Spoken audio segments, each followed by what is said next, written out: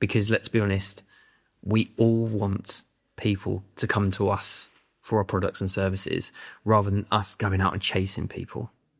We'll probably end up chasing people away rather than getting the business. So how do we go about that? It's by creating content.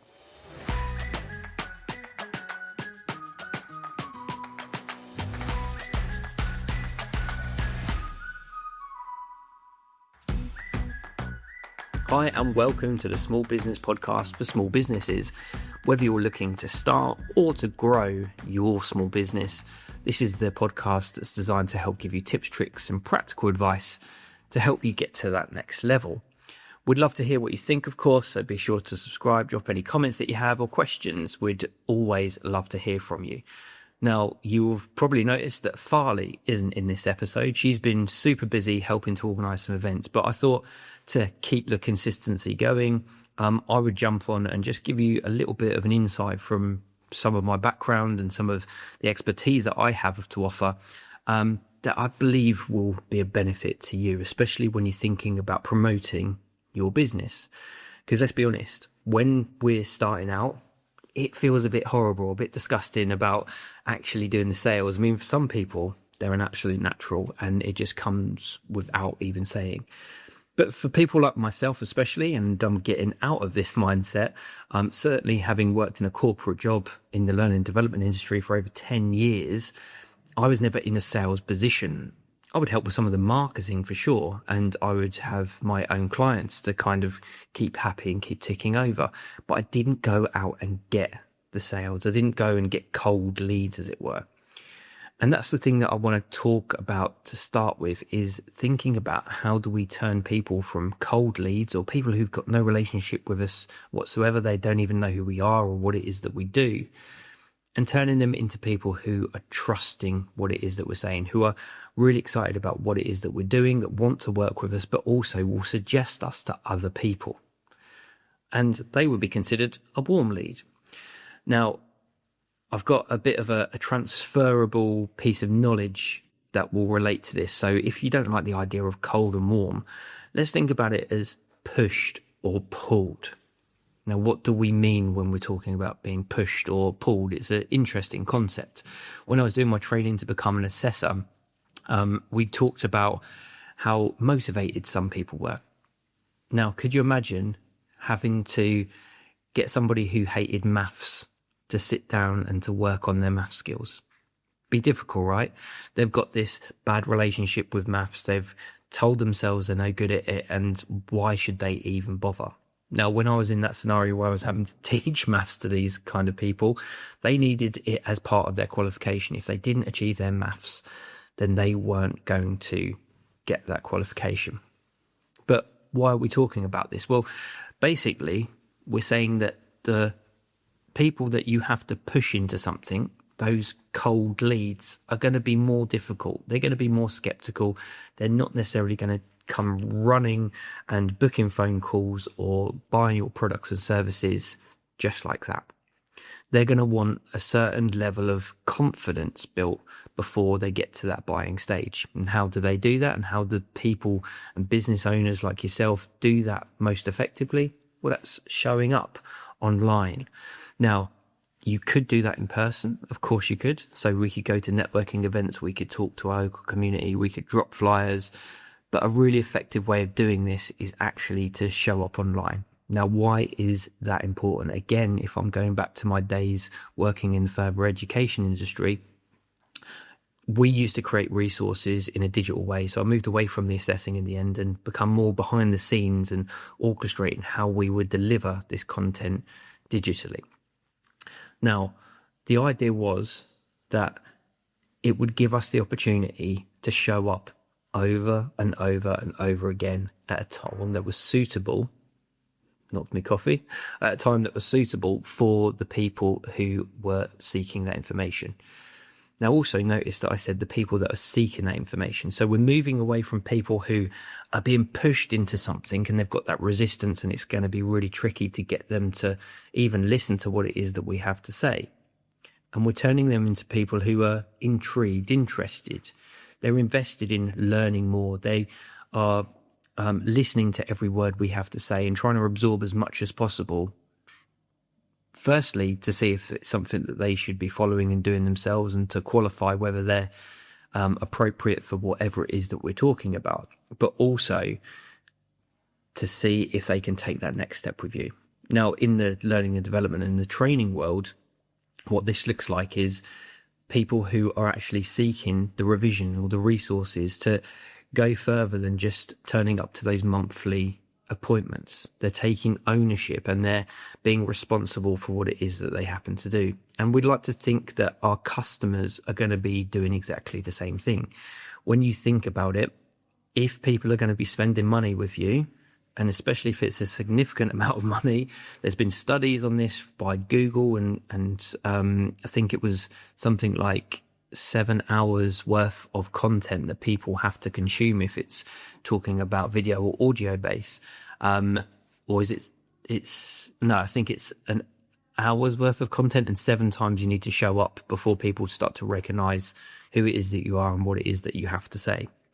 I'll put a link to the research in the show notes, but there's definitely some research and studies there that back up this kind of theory that to turn people from those cold or those pushed potential clients, we need to provide them with some information. Now, absolutely sitting down and having a chat would be amazing, and it would be super specialized and specific to whatever that person had to say. But how long do you have every day to sit down with a new client, to make that phone call, to have that discussion? Probably not that long. You want to be doing the do. You want to be earning the money for that product or service that you have to offer. So a shortcut or a bit of a cheat for doing this and to achieve that goal, where you've got people who are kind of coming to you because they want your specialist skill set, they want your expertise, and they want to be able to work with you to get the result that they're looking for.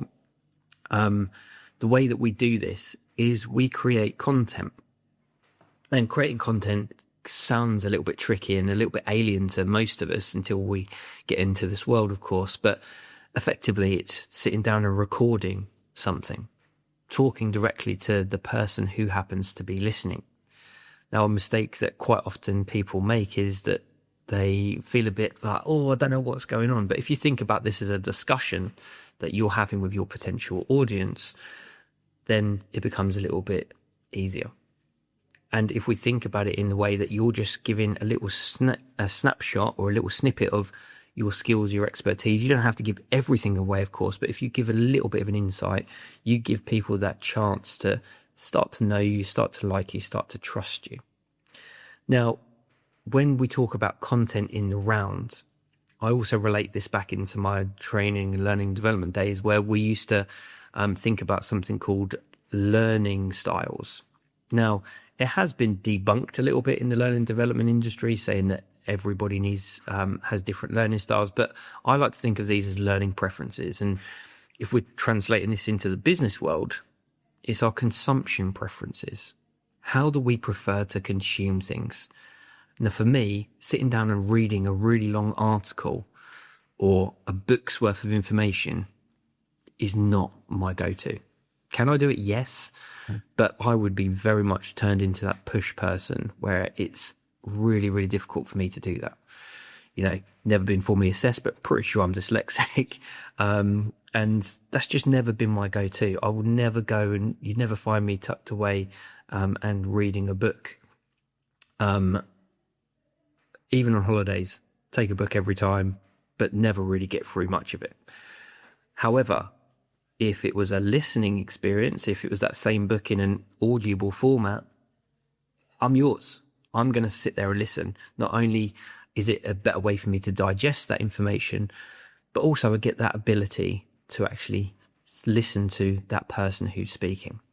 Now, equally, it goes the same for videos.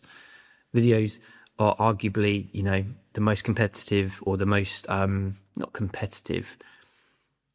It's arguably the resource that will help you to gain that level of trust, but also to show people what it is that you're about. I've recently worked on some content for a client where They wanted to talk passionately about what it is that they did, because they felt that they needed a bit of an unfair advantage when people landed on their website to say, this is what I do and this is who I am.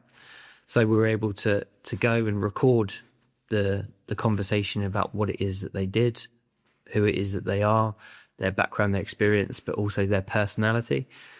But also mixed in with that, we also captured them doing the do. So if it was an audible only experience, you wouldn't necessarily have been able to visualize where that person works or what it is that they actually do. We could describe it, sure, but the video just brings it to life a little bit more. Now, for some people, sitting here and talking to a camera is just disgusting, don't want to do that at all, and that's absolutely fine. So if it is that that's just not for you, you could just simply record a voiceover. You could have perhaps some pictures of some of the things that you do. Or even if you really, really don't want to be producing video, you could literally just have a podcast episode or an audible asset, like so a downloadable audible file that could help you to explain what it is that you do to build that level of relationship. The other reason for this being such a positive thing, and the reason for us to be able to create this content, is once you get it right and once you're happy with it, you're able to then allow it to do the work for you. Now, a lot of people talk about passive income, but I'd like to think of this as about passive relationship building. And they say passive.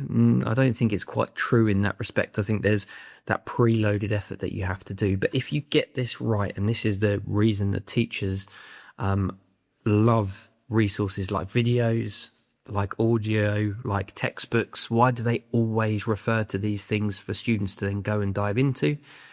Because if they're right, they can be used over and over and over again. Not only that, they can be accessed at a time and a place wherever that person is ready to listen, to watch, to read, to consume what it is that you have to say.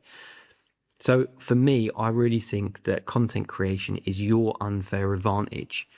And it's that ability for you to break down those barriers, to build that level of trust, and to start creating people who are pulled towards what it is that you happen to do. Because let's be honest, we all want people to come to us for our products and services rather than us going out and chasing people. We'll probably end up chasing people away rather than getting the business. So how do we go about that? It's by creating content. Anyway, just a little bit of my thoughts, some of my experience. I thought I'd drop in there. If you've got any questions, please leave a comment. And we'd love a like and a subscribe, because that will help the algorithm tell us that we're doing a good job. It obviously will see that and feel better about ourselves as well. But it will also tell other people who are interested in things like this too. So we're looking to try and reach as many people as possible to help people in this regard. But equally, if it is that you're looking for, some support on how to do this, we've got lots of resources out there. Subscribe to the email newsletter, look at the workshops or the one-to-one sessions that we offer. But until next time, keep making progress in whatever business ambitions that you've got. We look forward to hearing how you're getting on, and we'll catch you in a few.